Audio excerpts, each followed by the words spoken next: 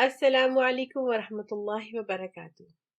پیارے بچوں، ہم نے لاسٹ ایپیسوڈ میں پڑھا تھا شب قدر کے بارے میں کہ شب قدر کیا ہے۔ اب ہمیں اس کی امپورٹنس کا تو پتہ چل گیا کہ وہ ایک بہت بہت امپورٹنٹ رات ہے۔ تو اب اس رات میں ہمیں کیا کرنا چاہیے؟ شب قدر میں کون سے اعمال کرنے چاہیے؟ چلیں دیکھتے ہیں ہم کیسے اس رات کا فائدہ اٹھا سکتے ہیں اور ہم کیسے عبادت کر سکتے ہیں۔ کیا سب اس رات کی برکت سے مستفید ہوتے ہیں؟ مستفید مطلب فائدہ اٹھا سکتے ہیں؟ اللہ تعالیٰ نے ہم سب کو اس کے بارے میں کہا کہ اگر ہم عبادت کریں، ہم دل سے روزہ رکھیں اور اس عبادت کریں تو انشاءاللہ اللہ تعالیٰ ضرور قبول کریں گے۔ اور یہ رات صرف بڑوں کے لیے نہیں ہے کہ ہمارے پیرنٹس کر رہے ہیں تو بچوں کے لیے نہیں ہے، نہیں، یہ رات ہر انسان کے لیے امپورٹنٹ ہے، بے شک وہ بڑے ہیں یا بچے ہیں۔ ہمیں کیا کرنا چاہیے؟ اب ہمیں امپورٹنس تو پتہ چل گئی ہے۔ اب ہم لوگ بہت پینک ہو رہے ہیں کہ کیا کریں کیا کریں، ہمیں تو کچھ پتہ بھی نہیں ہے۔ اور جب ایسے اسٹیٹ ہو جائے تو پریشان ہونے کی بالکل ضرورت نہیں ہے۔ کام ڈاؤن، اسی لیے ہم لیسنز ریڈی کر رہے ہیں کہ ہمیں پتہ ہونا چاہیے پہلے سے ہی کہ اس بابرکت اور اس رحمتوں والی رات میں ہمیں کیا کرنا ہے۔ رسول صلی اللہ علیہ وسلم ان 10 دنوں، رمضان کے جو آخری 10 دن ہیں، ان 10 دنوں میں کسی بھی دوسرے دن اور وقت کے مقابلے میں زیادہ کثرت سے نماز، دعا اور قرآن پڑھتے تھے۔ کون سے؟ پہلی تو بات ہے کہ پورے رمضان میں بہت عبادت کرتے تھے، لیکن رمضان کے بھی کون سے دنوں میں سب سے زیادہ کرتے تھے؟ آخری 10 دنوں میں، کیونکہ ہمیں پتہ نہیں ہے کون سے دن شب قدر ہے، تو آخری، لیکن ہمیں یہ پتہ ہے کہ آخری 10 دنوں میں ہے، بہت زیادہ عبادت کرتے تھے۔ تو اگر ہمارے نبی پاک صلی اللہ علیہ وسلم اتنی عبادت کرتے تھے تو ہمیں بھی ان کی سنت پر عمل کرنا چاہیے، ہمیں بھی اپنی طرف سے پوری کوشش کرنی چاہیے کہ ہم بہت عبادت کریں۔ ایسا نہیں ہے کہ بس ہم لوگ کہیں کہ او میں نہیں عبادت کر سکتی، او ہم نہیں عبادت کر سکتے، ہم نے تو پورا دن روزہ رکھا ہے، ہم تھک گئے۔ نہیں نہیں نہیں نہیں، یہ رات ہر وقت نہیں آتی ہے، یہ 1 سال کے بعد آتی ہے۔ اس میں پوری کوشش کریں کہ عبادت کریں کثرت کے ساتھ۔ کون کون سے عمل ہم کر سکتے ہیں اس رات؟ نماز، سب سے پہلے تو اپنی فرض نمازیں 5 جو ہے وہ بھی ٹائم پہ پڑھیں اور دل کے ساتھ پڑھیں۔ اس کے علاوہ تراویح کے بارے میں تو ہمیں پڑھا ہے کہ اگر امام کے پیچھے ہم نماز پڑھیں گے تو ہمیں پوری رات عبادت کا اجر ثواب ملے گا۔ لیکن اگر آپ چھوٹے ہیں، آپ نے صبح اسکول جانا ہے، آپ مسجد نہیں جا سکتے تو آپ گھر میں بھی نماز پڑھ سکتے ہیں۔ قرآن کی تلاوت، رمضان المبارک میں قرآن کی تلاوت بہت کرنی چاہیے، اور اسپیشلی آخری 10 دنوں میں بہت بہت بہت قرآن کی تلاوت کرنی چاہیے۔ اور صرف تلاوت ہی نہیں بلکہ ترجمہ پڑھے، اس کو سمجھنے کی کوشش کرے۔ اگر آپ سے بہت نہیں پڑھا جا رہا قرآن، ایک آیت پڑھ لیں لیکن اس کو سمجھے، اس کا ترجمہ پڑھے۔ آپ کو پتا ہونا چاہیے اللہ تعالیٰ نے کیا کہا ہے ہم سے، ہمیں پڑھنا چاہیے نا، بالکل پڑھنا چاہیے۔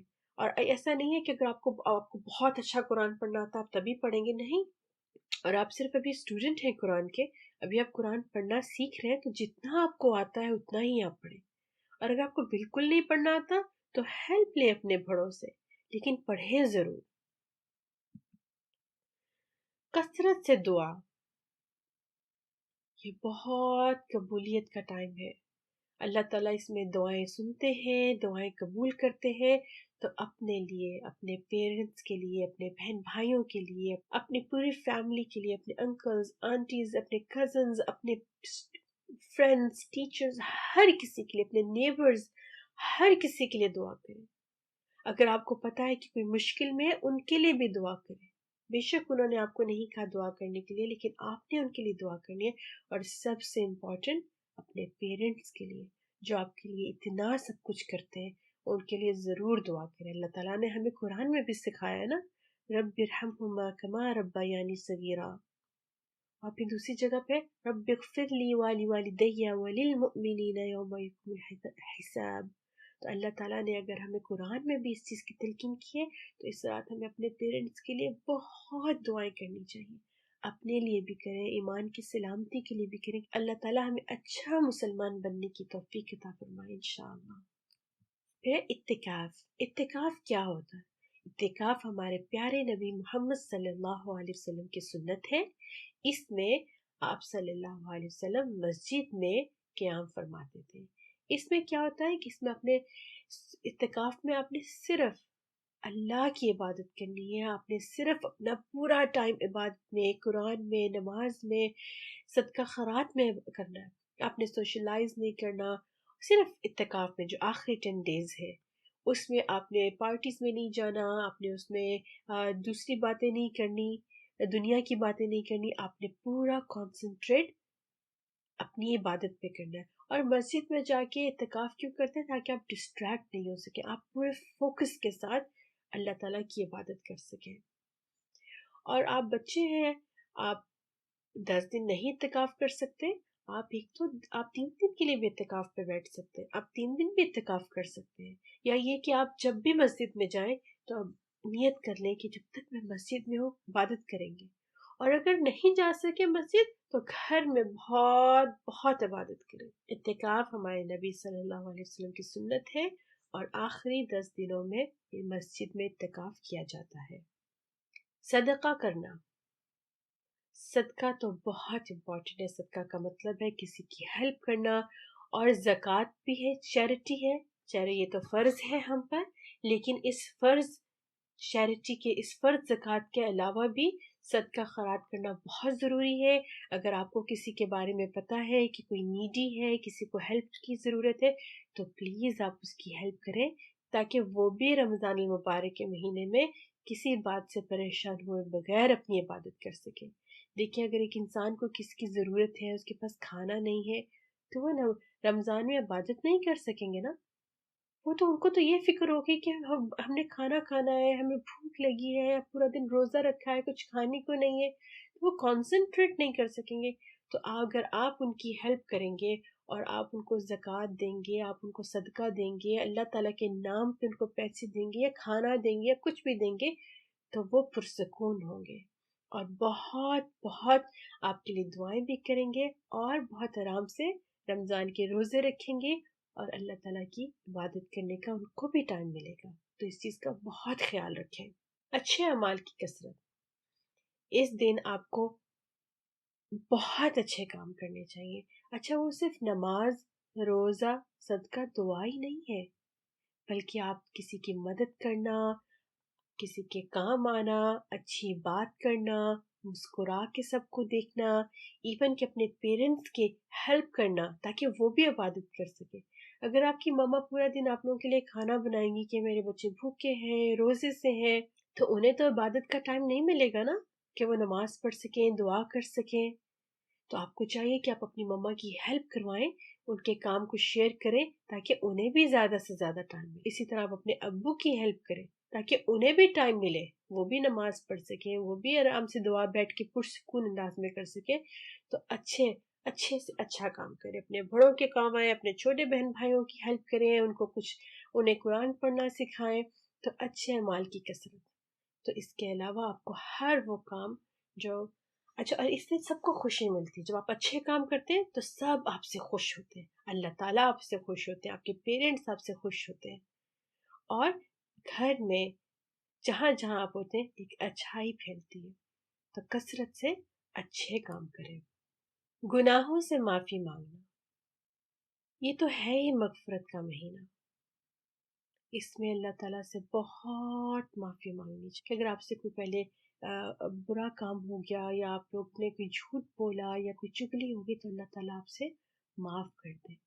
یہ تو اللہ اور آپ کے درمیان سیکرٹ ہے نا، ہمیں اناؤنس نہیں کرنا چاہیے کہ ہم سے کیا کیا گناہ ہو گئے، لیکن اللہ تعالیٰ تو معاف کرنے والے ہیں نا.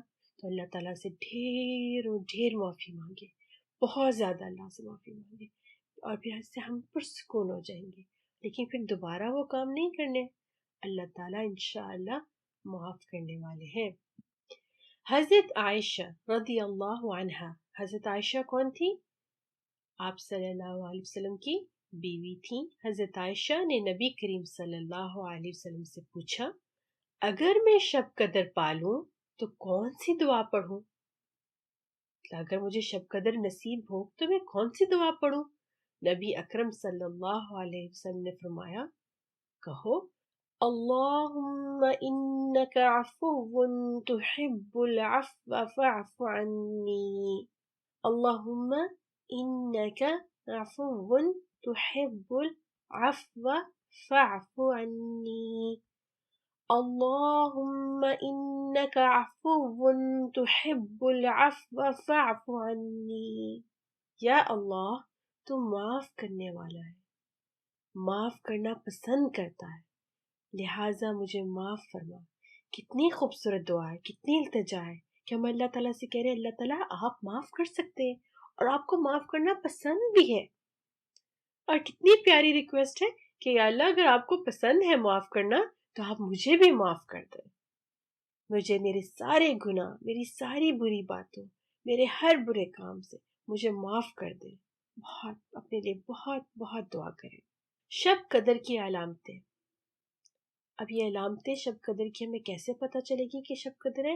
یہ ہمیں قرآن اور نبی پاک صلی اللہ علیہ وسلم سے پتہ چلی ہے۔ وہ رات کھلی ہوئی چمکدار ہوتی ہے، صاف شفاف ہوتی ہے، ایک خاص قسم کی چمک، سکون، صاف شفاف رات ہوتی ہے وہ۔ اس صبح کا سورج اس طرح طلوع ہوتا ہے کہ اس کی سرخی مدھم ہوتی ہے، بہت تیز، ایسی نہیں اس کی لائٹ ہوتی ہے کہ آپ کی آنکھوں پہ جو بہت مدھم ہوتی ہے، بہت آرام سے آپ کو فیل ہوتی ہے۔